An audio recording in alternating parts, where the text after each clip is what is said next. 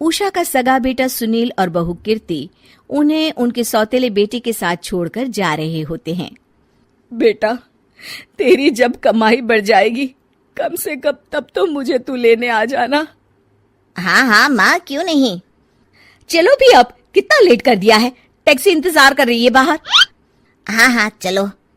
सुनील और कीर्ति चले जाते हैं और उषा उन्हें जाता हुआ देख उदास हो जाती है।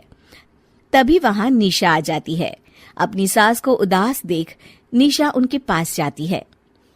क्या हुआ मम्मी जी, आप तो बहुत सगा बेटा करती थी। आपके सगे बेटे ने तो आपको छोड़ दिया और चले गए अपनी अलग गृहस्थी बसाने। देख बहू, मेरे बेटे को कुछ भी कहने की जरूरत नहीं है। मुझे यकीन है कि जब उसकी तनख्वाह बढ़ जाएगी तो वो मुझे लेने जरूर आ जाएगा। हाँ, ये भी देख लेंगे कि वो लोग आपको वापस लेने आते हैं या नहीं। तब तक तो आप भी यहीं हो और मैं भी। उषा अपने बेटे के ना होने से बहुत ही उदास रहने लगती है। उन्होंने खाना खाना भी छोड़ दिया। सुनिए जी, मम्मी जी ने आज भी कुछ नहीं खाया। जब भी खाने के बारे में पूछती हूँ तो कह देती हैं भूख नहीं है और अपने कमरे में ही बैठी रहती हैं। ये सुनकर ऋषभ अपनी माँ के पास खाना लेकर जाता है। माँ, सुनील बेटा आ गया तू? ओह, तू है। माँ, मैं खाना लाया हूँ, खा लीजिए प्लीज। आप ऐसे भूखी रहेंगी तो बीमार पड़ जाएंगी। मुझे भूख नहीं है, ले जा तू खाना। ठीक है, फिर जब तक आप नहीं खाएंगी मैं भी नहीं जाने वाला यहाँ से। अरे तू क्यों जिद करता है? कहा ना मुझे भूख नहीं है। अरे मम्मी जी, आप खा भी लीजिए ना, ये कितने प्यार से आपको खिला रहे हैं, उसकी तो कदर कर लीजिए कम से कम। अरे तू क्यों बीच में हमेशा अपनी टांग अड़ाती है? ठीक है, लाओ दे दो। कम से कम खाने के बाद तुम दोनों तो इस कमरे से जाओगे। उषा खाना खा लेती है और ऋषभ और निशा ये देखकर खुश हो जाते हैं। चलो, कम से कम माँ ने खाना तो खा लिया। उषा एक दिन सुनील को फोन मिलाती है। हेलो बेटा सुनील, तू घर मिलने आ जाना बहू को लेकर। कितने दिन हो गए, बहुत मन कर रहा है मेरा। हाँ हाँ ठीक है माँ, ऑफिस में बहुत काम है, टाइम मिला तो आ जाऊंगा। सुनील फोन काट देता है। हेलो सुनील बेटा। सुनील की बात सुनकर उषा उदास हो जाती है। तभी वहां ऋषभ आ जाता है। माँ, ये देखो, मैं जलेबी लाया हूं तुम्हारे लिए, तुम्हें बहुत पसंद है ना? उषा जलेबी देखकर बहुत खुश हो जाती है। अरे वाह, जलेबी ला दे। उषा जलेबियां खा रही होती है और ऋषभ अपने कमरे में चला जाता है।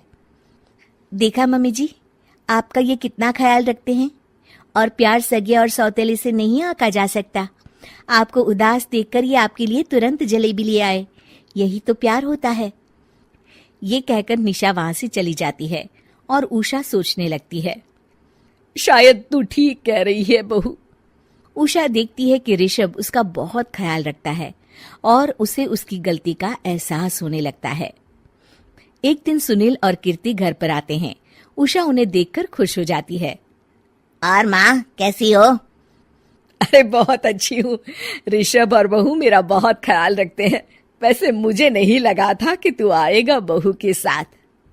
क्यों, ऐसा क्यों लगा आपको माँ? बेटा, फोन पर तूने कहा था कि तुझे बहुत काम है। हाँ माँ, पर मुझे ये भी तो पता था ना कि मेरी माँ इंतजार कर रही होगी मेरा। ना बेटा ना, मैं तो इंतजार नहीं कर रही थी, मैंने तो उम्मीद ही छोड़ दी थी। सुनील को यह देखकर अजीब लग रहा होता है कि उसकी माँ ऋषभ से अब बहुत अच्छे से बात कर रही होती है और उसके आने की उनको कोई खास खुशी भी नहीं होती है।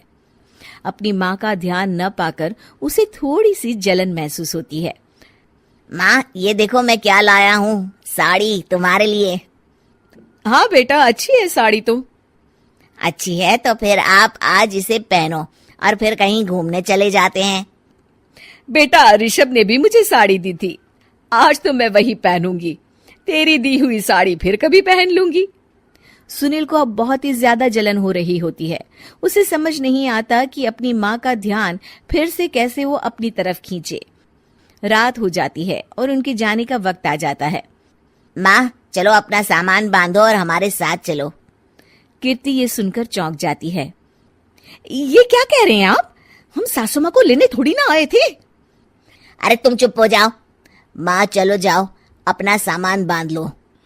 आप मेरे साथ आ रही हो, मैंने कह दिया तो कह दिया। अरे पर बेटा, तेरी तो तनख्वाह कम है, मैं तुझ पर बोझ नहीं बनना चाहती। अरे मुझ पर बोझ नहीं हो माँ, बस आप चलो ना, मैं लेकर ही जाऊंगा आपको।